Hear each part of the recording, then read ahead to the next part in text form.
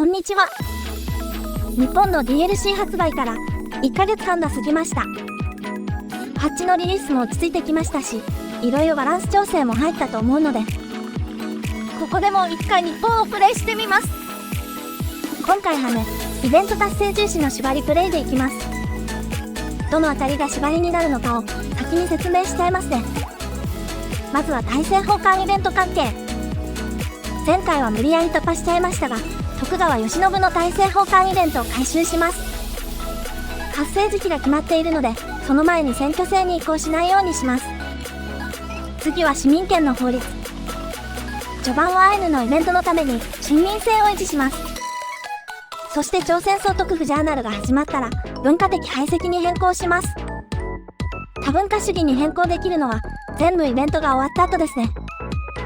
あと細かい話がいくつかありますが、まあ残りはプレイ中に話しましょう。それじゃあゲームを始めましょう。ではちゃちゃっと初期設定を終わらせましょう。前回は身分制度から変えましたが、今回は初手小作能で進めます。そして従属国のノルマを軽減して関係を改善します。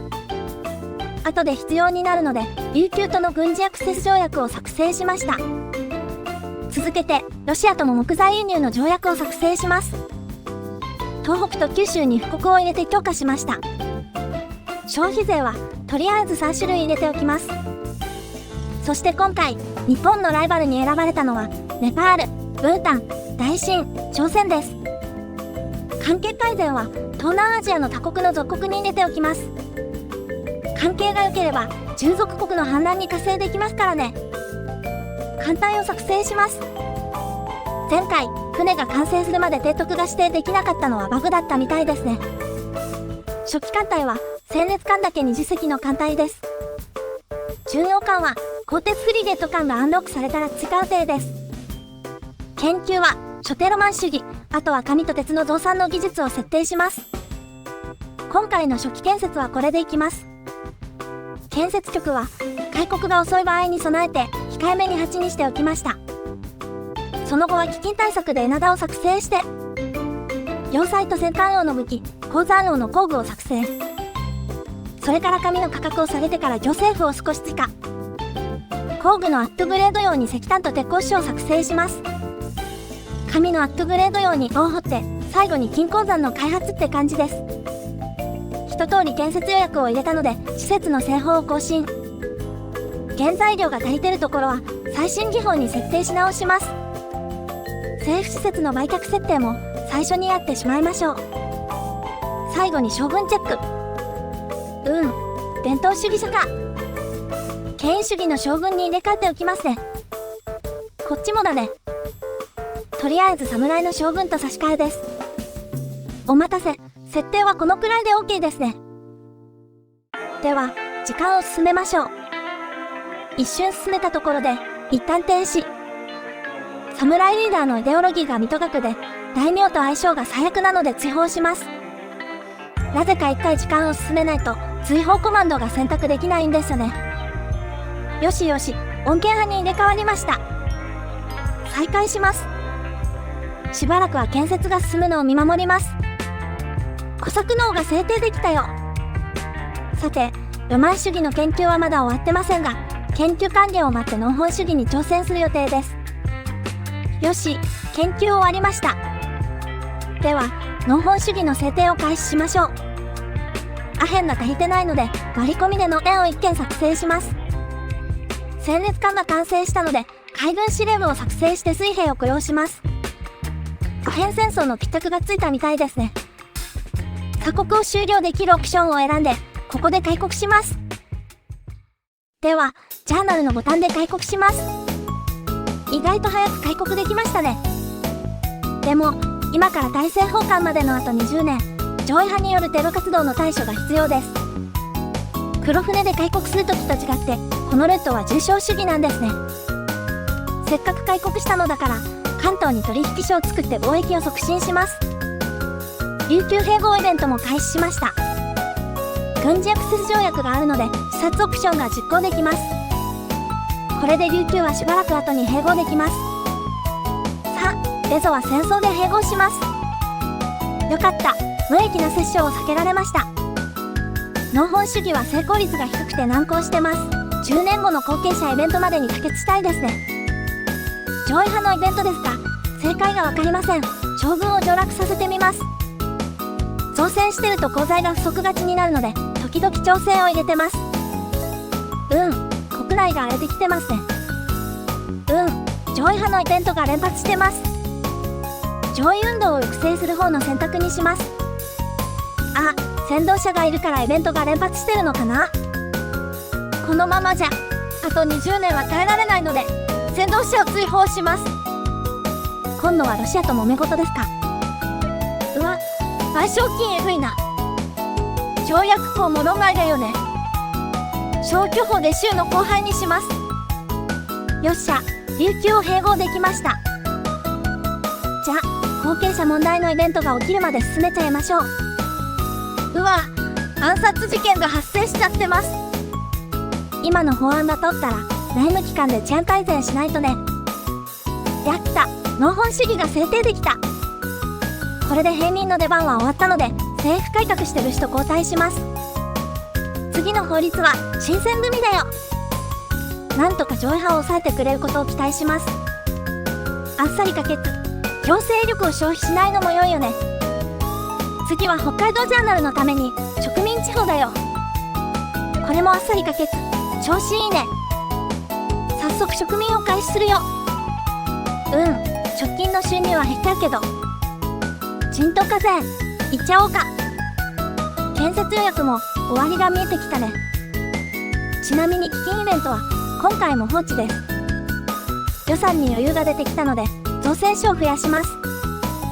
まだ戦列艦が3隻しか完成してなくて、いつ準備が終わるかわからないからね。新選組ちゃんと仕事してますね。人と課税可決したよ。耐久期間工業化の第一歩だね。そして国家承認も獲得できたよ。歴史の分岐点に到着です。もちろん徳川慶喜ルートを選択します。徳川慶喜はまだ後継者に選ばれただけの子供です。成人するまでは大政奉還は進められません。あと10年以内に世代交代するでしょう。慌てず待ちましょう。よし、地方建設を改正できたよ。紙の生産は頑張って増やしたので、ここらで大学建設に着手します。北海道ジャーナルを開始するためにちょっと鉱山開発してみました。イベント開始です。今回もアイヌ優遇政策で進めるよ。植民地法制定済み、大学も建設済みだからもう2つ進められますね。建設するのは人文学部です。入植もアイヌの故郷を避ける形で進めます。イベントの選択は全て終わったので、アイヌのポップが被差別階級から昇格するまで待ちましょう。緑の昇格マークがついてるから大丈夫そうです。水管ボイラーです。金鉱山の出力が増えるから助かります。艦隊が6まで増えてそろそろ外征できそうだから遠征軍の編成を始めてます。艦隊の戦力投射だけじゃ関係のポイントが足りないから関係改善祭りです。徳川慶喜が成人したね。それじゃあ将軍様を海兵隊の指揮官にして最前線に行ってもらいましょう。いえ別に何も企んでないですよ。これから従属国を増やす予定なので勢力ブロックも作成しちゃいます。戦力投射のバフを獲得。これで侵略を開始できるかな。ギリギリだけど1000を超えるね。じゃあ一番近いスールーから侵略します。くっつくか。将軍の活躍を期待してたのにね。陣地ができてしまえば領土を広げるのは難しくないですね。次のインドシナ攻略も将軍様に陣頭指揮をお願いしますね。インドネシアの関係レベルが3に到達したので、まずは東ニューギニアに独占権を主張します。公共健康保険が可決。生活水準がちょっと改善できるね。なんてこった。将軍様が猛暑の影響で徳川慶喜将軍誕生だね。お待たせ。大政奉還のイベントを進めるよ。徳川慶喜が将軍になった後で大政奉還のイベントを進めると前回と別ルートに分岐します。前回選択できなかった下側の選択肢がアクティブになっています。では、イベントでの先制制自終了ルートに進みます。こっちのボタンも押していいのかな？とりあえず進めちゃおう。はい、まずは東地県の頂点に移りました。そしたら徳川慶喜が大名のリーダーに移動して、先制政治が加藤制に変更されました。およ？慶喜さん排除されちゃった。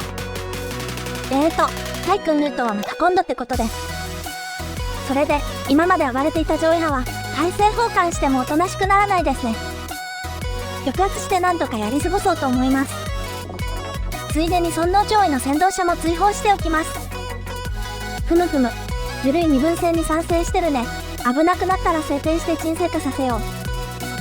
抑圧でしばらく時間が稼げるから、先に世襲制の完了を改正すよ。おっと、アイヌのイベントの条件を達成してますね。よっしゃ。前回失敗した主要文化の追加に成功したよ。よし、イベント開始から6ヶ月経過して、大政奉還イベントが無事完了したよ。はい、維新ジャーナルが開始します。使節団には大名のリーダーを派遣します。帰国後に西洋かぶれになるから、改革がやりやすくなるからね。そして、領土拡張は東南アジアで進行中です。任命制の完了、制定できたよ。ふむふむ、イシジョンから新選組を正式な秘密警察にアップグレードできるのね。強制力に余裕はあるので、アップグレードしちゃいます。おっと、使節団が帰国しましたね。大名が近代化推進者になった。今回は大当たりですね。でも持ち帰った制度の方は外れだね。報酬は研究額にしておきます。さて、次の目標は朝鮮総督府ジャーナルの完了ですが、正攻法で軍拡して大陸進出すると、前回同様時間切れになっちゃうよね。他力本願ですが、東南アジア拡張を進めつつ、大新分裂などの棚ぼたの展開を待ちます。はい、介入チャンスです。オランダ領東インドの属国の反乱です。西ボルネオを請求して参戦します。ふっくか、領土を取り損ねたね。はい、神仏分離ジャーナルが進んで、国境が制定されました。ゆるい身分制も可決したよ。そして独立したポンティアナックは、美味しくいただきました。キニーネの研究が終わったので、ニューギニアの植民を開始します。はい、インドネシアに拡張してきたポルトガルから全てを奪います。守備隊が全くいないから、ぶっちゃけオランダ領東インドより楽です。職業軍人が可決したよ。やっと弊社をアップグレードできます。侍の退役ジャーナル、終わりました。ポルトガル戦も問題ありませんでした。そして悪名原数町中に干渉主義を可決しました。植民地請求権のリチャージが終わったので、セレベス島の入植を始めます。ちなみに中国は太平天国が完全勝利して、今のところは分裂する兆しはないです。インドシナの3国を取りに行きましょう。従属国の使役が結構出廷してくれるので、助かってます。勝利です。そろそろ実業家を強化したいので、富裕者投票に制度を変更したよ。太平天国は内戦中、インドは爆散したので、両国に接するビルマをこの隙に確保します。シャムとの軍事アクセス条約を使って、陸路で進行しています。勝利です。おっと、いつの間にか、オランダ領東インドから、ジャワが独立していますね。一人ぼっちだったので、仲間に入れてあげました。比例課税が可決、庶民の生活水準、これで改善できるかな？それじゃあ、ベトナムも保護国にして、インドシナをコンプリートしましょうか。およ？なぜか朝鮮が釣れたよ。なし崩しに朝鮮戦争が始まりましたが、正直上陸するための海軍が準備できてないよね。いや、でもベトナム側に出兵してて、意外と朝鮮本国は手薄かも。よし、ベトナムに出てきた朝鮮軍を疲弊させて、その上で朝鮮半島に上陸を仕掛けてみよう。では、上陸用の戦力を九州に集結させます。ベトナム戦線に敵を引きつけたいので、決着しないように防御命令にします。前回は2回に分けて侵略しましたが、今回は一度で朝鮮全土を制球してます。上陸します。こちらは三平。朝鮮は戦列歩兵です。数の不意を軍室で覆してみせよう。劣勢の判定が出ているが、案ずることはないよ。到着していない援軍込みの勢力予想だからね。ちょっと待ってよ。ベトナムから戻る軍の移動早すぎじゃない？全部戻ってきちゃった。精鋭部隊が突破してくれるのを祈ろう。上陸成功だ。増援を送り出すよ。増援の到着まで耐えてくれ上陸部隊。もう本州の軍を全部投入するしかねえ。しばらく防御で耐えていたら医療オプションの差が結果に出てきたね。ああ、時間をかけすぎてスコアがマイナスだよ。全軍攻撃開始せよ。よし、こうはいけるぞ。勝利したよ。では戦後処理をしましょう。朝鮮軍は武装解除しておきます。朝鮮総督府ジャーナルも開始しました。おや、すっごい条件が緩和されてる。前回は同様度 10% 未満の 20% 日本文化だったよね。まあ楽になったのならよしとしましょう。州の併合のために強制力が大量に必要なので製紙工場の増築に着手しました。政治運動も前回に比べるとだいぶマイルドですね。ちなみに前回はこうでした。でも上昇傾向なのが変わっていないので念のため抑圧を入れておきます。朝鮮全国運動が支持する文化的排斥を制定します。東南アジアが反発しそうだね。あっさり可決。バレエの分離運動は何とかします。親民制の廃止によって身分制度のデバフも消せたよ。北海道ジャーナルも最後の開拓を残すのみです。開拓イベント完了できました。研究国が嬉しいですね。そして行政力をやりくりして朝鮮半島全州の編入を開始できました。およ？今までなかったパターンですね。独立した後のフィリピンから宣戦布告されました。宣戦は2つですね。タマ本部からボルネオ島に陸軍を送ります。戦闘開始です。大国で保護国にできなかったので領土を削ります。西側が苦戦してますね。早くティドレの内戦鎮圧を終えて前進させないと。よし、戦力を集中させます。造船の割り当てを補給線 100% にしてます。補給不足でフィリピンを押し返せていません。同時多発で戦争が3つに増えて全然補給が回ってないよ。やっと補給線が足りてきました。フィリピンは算定で同格なので補給不足じゃ倒せないね。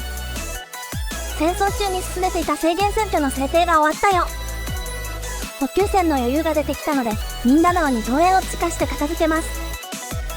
隠し講話が飛んできてるけど全部虫です。今倒しておかないと後ろから刺されるからね。勝利です。スールーがほぼフィリピンになりました。さてバンジャールが独立していたので美味しくいただこうと思います。反乱独立されてるのに加勢してきちゃうの？